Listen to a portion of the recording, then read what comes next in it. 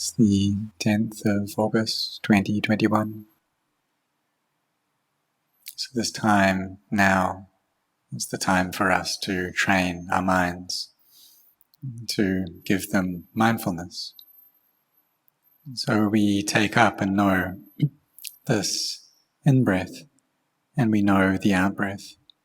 And this is what we call anapanasati.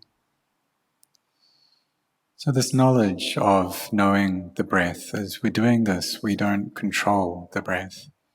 We don't force it to be short or long. But rather we just take up the breath as our object of focus, and we know what it's like. When the breath comes in, then we know that. When the breath goes out, we know that. If it's short or if it's long, then we know that. And so we carry on with this knowing, this awareness, and we can use a meditation word with that as well. So on the in-breath we can recite Bud, and on the out-breath Do. The in-breath Bud, and the out-breath Do. So we keep our mindfulness like this, and really set our hearts that at this time, it's the time for us to be training our minds, to be cultivating them. That right now we're just sitting by ourselves. And even though we may be in our houses or in a Dhamma hall with many, many people around us, but we bring up this perception that I'm sitting just by myself. And then we bring up our mindfulness over this breath, knowing the in-breath, the out-breath, in this way. It's normal, however, that our minds will go and think about different things. Think of things which have passed already, proliferate, speculate about the future. Perhaps it may worry, get anxious over different things. What we try to do is to bring our minds and our mindfulness back into this present moment, knowing here and now. To have mindfulness in this way. Mindfulness over the breath, over the meditation word, until this word of Buddha just disappears by itself without our intending for that to happen. At that point, we just keep our awareness, knowing this breath, the in-breath and the out-breath. And then certain feelings start to arise within the mind. It becomes more and more at ease. The proliferation starts to reduce. And our mindfulness becomes very firm with this breath. And eventually, both the body and the mind will feel very buoyant, until there's no interest in the breath whatsoever anymore. There's just a clear knowing that's there. And sometimes in the practice, there won't be any feeling of a body at all.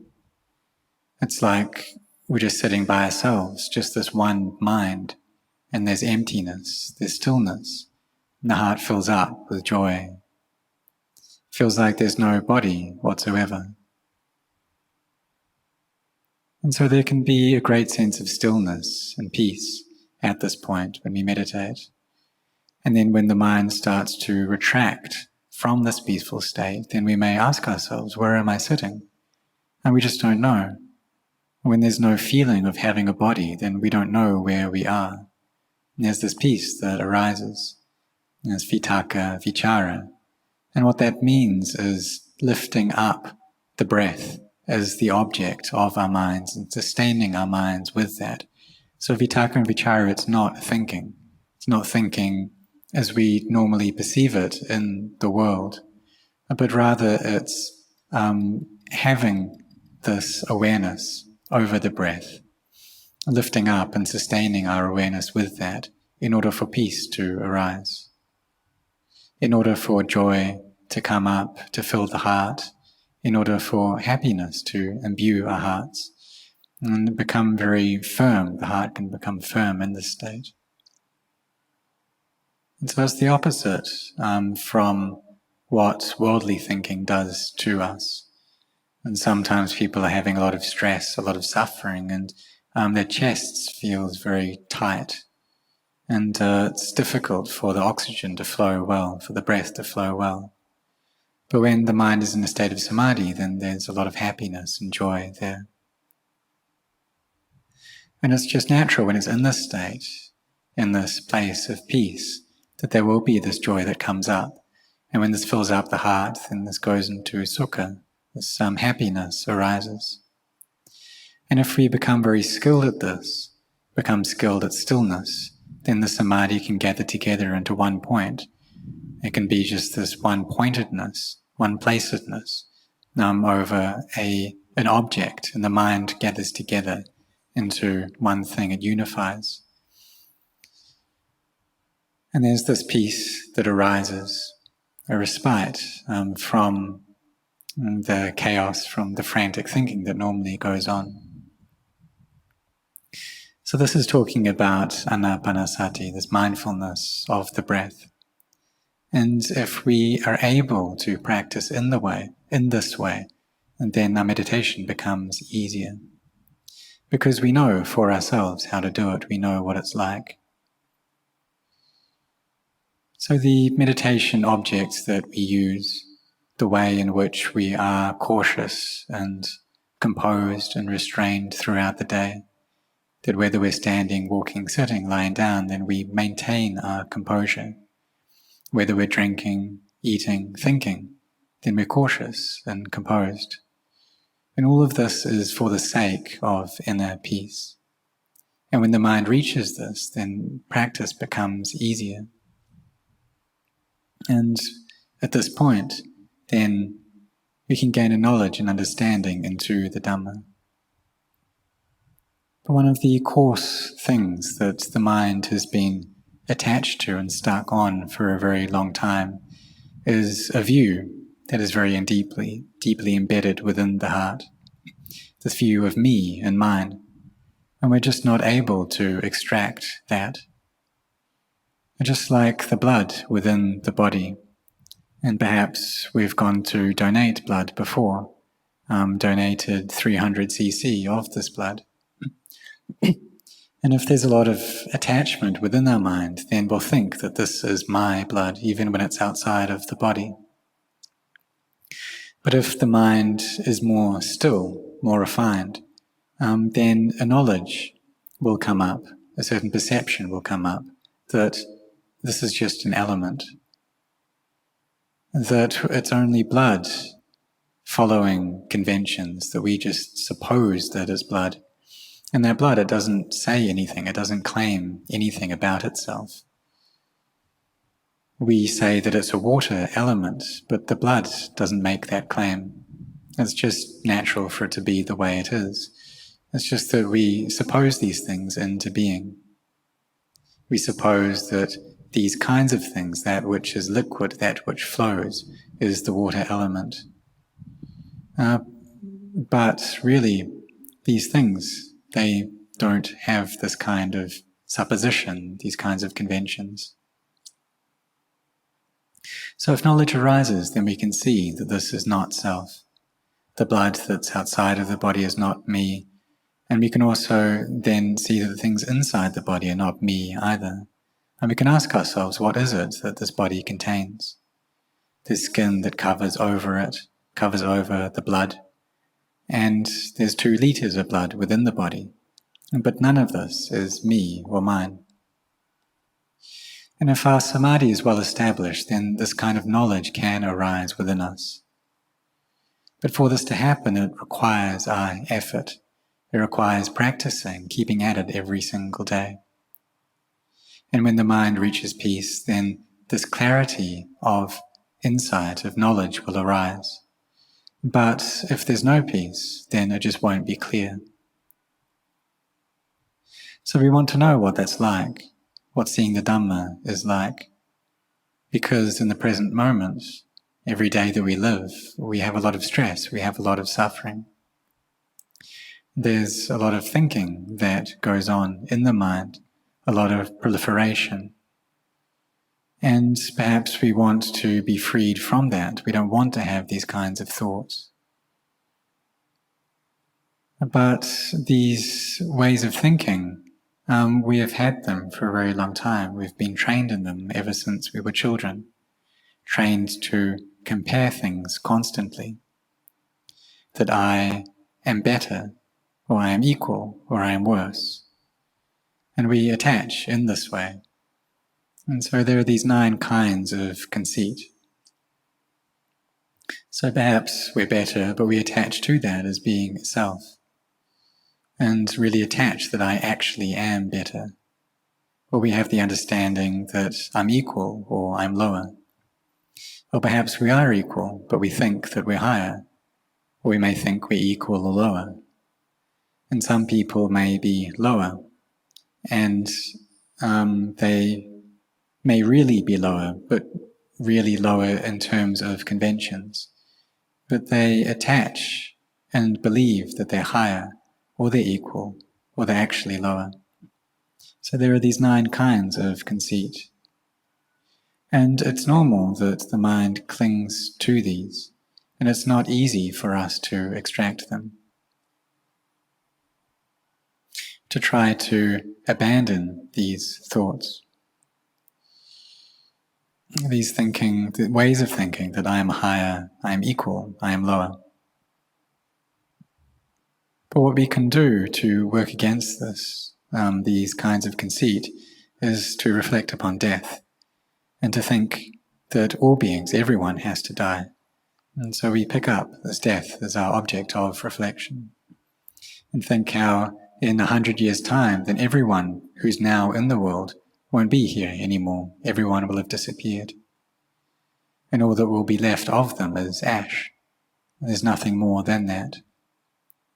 We claim that these things are me and mine, that when these 4 elements are together and in a completed state, then we claim these kinds of things.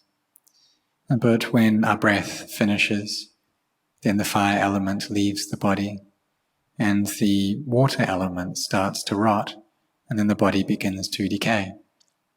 And it slowly breaks down. It's the bones that take a long time to decay. But if there's a strong fire that's burning the body, it doesn't take so long, and everything disappears, that there's nothing left at all. But the mind, it attaches to these elements. It attaches to these as being self. So the Buddha, he found the path to freedom from suffering. And if we practice following this path of virtue, collectedness, and wisdom, then we'll be able to experience that freedom from dukkha, freedom from suffering. We'll be able to see into the Dhamma, to understand the Dhamma. But we have to do it for real. We have to really take this on. And just like how athletes train, and those who train to be able to become world champions, they really need to stick at it, to really go for it, to not hold back, to set their hearts on that training. And so if these athletes had set their hearts on training in sila, samadhi, and panya, on virtue, collectedness, and wisdom, then there'll probably be a lot of people who understand the Dhamma, because they're very skilled at training and they can do so in an organized way, following a system. So for us, it's like we're a kind of athlete, but the work that we have is extremely difficult because we are competing against the world champion. We're competing against these defilements of greed, aversion, and delusion. But the Buddha, he found this path, and he himself was able to free himself from these defilements so that they didn't affect him in any way. And he saw that these defilements, greed, hatred, and delusion are within the minds of all beings. And so he taught the methods of practice to free themselves from them, to find freedom from suffering. But in order to gain this, we really need to be sincere. We need to set our hearts, we need to take the practice on for real. And the things which obstruct our progress, one of them is sleepiness. And if we're sitting and we're feeling drowsy, then we should open up our eyes. We shouldn't just let this drowsiness go on and sit there nodding off, but rather we open up our eyes. And if we, or perhaps sometimes there may be a lot of doubts as well that can be going on, or the mind can be very scattered, a lot of restless thinking. And so these things, they work to obstruct the mind from gathering into samadhi. And when they're present, then we're just not able to see in the Dhamma, into the Dhamma. And that's because of these things, because of these hindrances. And there's anger, there's lust, ill will, proliferation. And perhaps we just see a form, and that's enough for anger to arise and for the peace to leave. Or maybe a sight can inspire fear or hatred or love, and there's no peace at all in the mind. Or there can be a lot of thinking, there's restlessness going off into the past, off into the future, or we can doubt about all kinds of things. And these are obstructions in our meditation practice, that which prevents peace from arising. There may be a lot of thinking and maybe some strange thoughts that are going on. And we may be asking ourselves, why is my mind just thinking like this? Why are there all these kinds of thoughts? We may tell it to stop, but it doesn't listen. It doesn't follow our orders. We're not able to control it. And that's because we've trained the mind in this way for such a long time. Trained it to think, trained it to proliferate for many, many lives now. It's not just this life. But we should contemplate in terms of this life and really take the practice on in this life and try to stop the mind from thinking in this way. And so if it's carrying on thinking, then we can press our tongues against the roofs of our mouths, or we can halt our breath for a period of time. We can try breathing in very deeply, breathing out very deeply. And this is actually quite a good thing to do in this present moment, because it's a way of strengthening our lungs. So we breathe in very deeply, breathe out very deeply, and do this 3 times. And the mind should have a degree of peace by doing this. And then we start anew, we take up the breath again. Or perhaps if there's thinking, then we can press our tongues against the roof of our mouths, and our thinking should get shorter. Or we can stop our breath for periods of time to reduce the thinking, to bring the mind to peace. Or we take up this meditation word of Buddha. And if the mind is drowsy, then we recite Buddha very quickly. Or if it's thinking a lot, we recite Buddha very quickly. And if there's a lot of sleepiness, then we can get up and walk. So it can be quite often that during this period of time, from 8 p.m. till 10 p.m., that people get drowsy very easily. And I've seen this, many instances of this. And it's something that we should be careful of, because I've seen that many people just don't progress in their meditation due to this drowsiness. So if we're sitting there and nodding off, sitting and sleeping, and this goes on for an hour or so, then we don't really get anywhere. And so there have been instances of this where monks are just nodding off every time they sit in meditation. And so there's one case of this, and then a novice came along and asked, why is it that these Grubajans, why are these monks just sleeping all the time? He wanted to know. He saw the monks nodding off in this way. And this happens because we get into the habit of doing it, get into the habit of as soon as we sit, then we nod off, we fall asleep.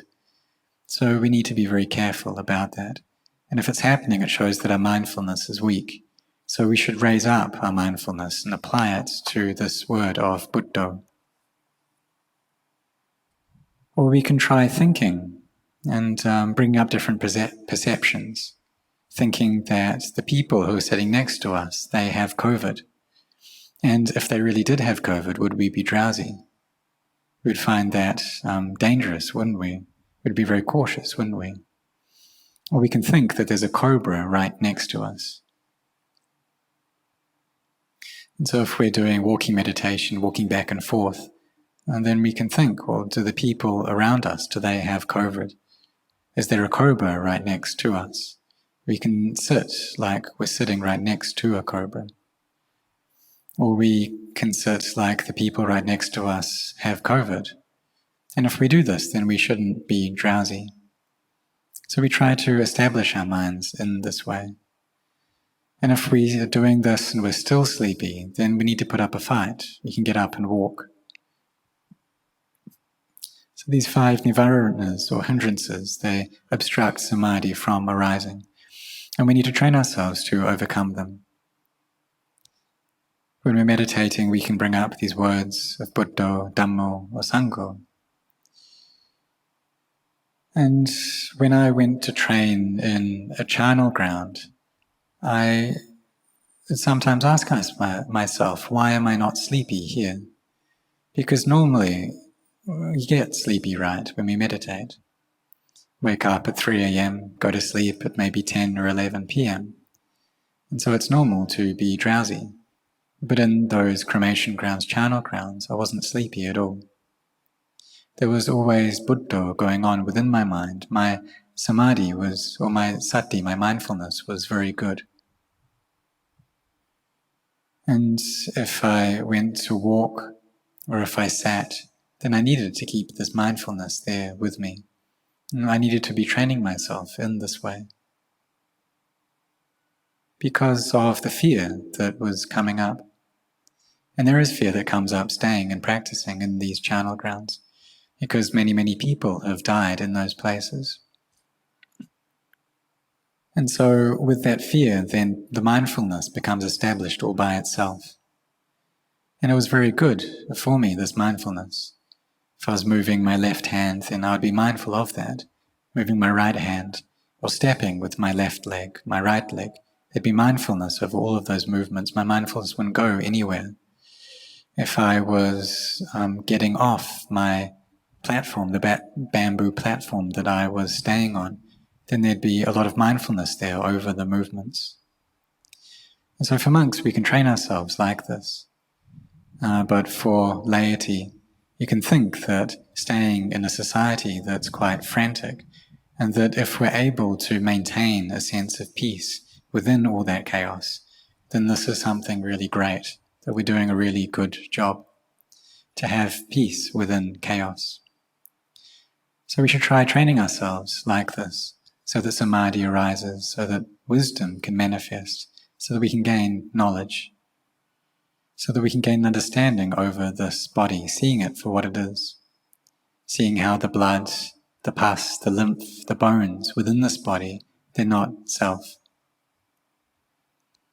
And through this, then the mind becomes peaceful. And when the mind is at respite, in a calm state, then this wisdom arises. So all the training that we do, the training to be frugal, to be content with little, to eat just 1 time a day, or maybe 2 times a day, to keep the 5 precepts, the 8 precepts. It's all for the sake of inner peace. And this gives us a lot of benefits. So we see that developing samadhi, it gives us more benefits than taking care of the precepts. And so we should train in this, set our minds on it, so that we gain an energy of heart.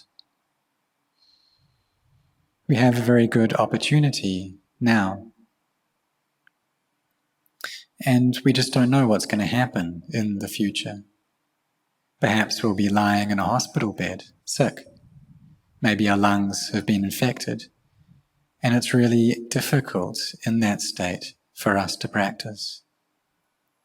If we have great mindfulness, if our mindfulness is really strong, then we'll be able to practice in that state. But it's hard. So what we need to do now is to practice now, to train ourselves now, while things aren't so difficult.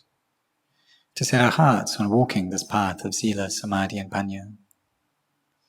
Because the Buddha, he did all the difficult work already in finding that path, and he's told us about it, and so it's quite easy for us. And discovering that path, it's really not something easy at all. And for us to be able to meet with this, to meet with these teachings, to gain knowledge of this, it's no small matter. And so we've discovered, or we've met this path that's able to cure all our suffering. And when we've met with this path, then surely we should hurry to walk it. That we should bring up our efforts, we should practice to the fullest of our abilities, and really set our hearts that we need to know and to see the Dhamma. There was one time I was staying with Lumpur Cha, and I was doing walking meditation, and it was like Lumpur Cha, he knew my thoughts. That as I was walking back and forth, I was wondering what the fastest way of practice is. I wanted to know the quickest route, the shortcut. And so Lumpur Cha, he gave a talk, and he told me that the fastest route is the mind that isn't given to liking or disliking. I mean, to train our minds in this way. When I heard this, I gained great confidence, and there was a lot of joy and happiness that both my body and my mind felt buoyant for months. And I set my heart on training on this path, because the knowledge that I had gained before, seeing all things as not self, this was a knowledge that I gained, but delusion came back again. So I needed to practice so that wisdom could arise anew, so that I could gain this clarity of insight again. So if we train ourselves in this way, then we'll be able to get there, we'll be able to gain this knowledge within this life, and it won't take us long. But if we carry on this path, then we need to see into the Dhamma. So may all of you set your hearts upon this.